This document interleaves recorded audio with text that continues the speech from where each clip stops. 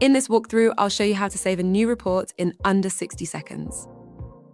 We'll start with an existing prompt from the library, bring it back into the prompt window, and edit it. You can start from scratch, but this is usually the fastest way by building on what you already have. Here we're simply adding breakdown by channel, and we're ready to create.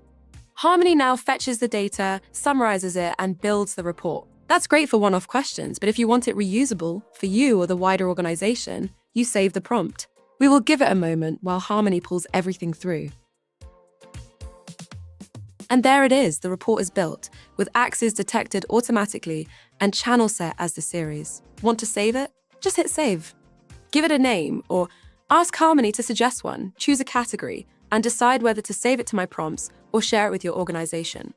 And that's it, a new report saved in under 60 seconds. Now go back to the prompt library, hit refresh, and you'll see your new prompt ready to recreate this report whenever you need it. That's Harmony in action, powered by Frametric. Want this in your organization? Visit frametric.ai and request a demo. Thanks for watching.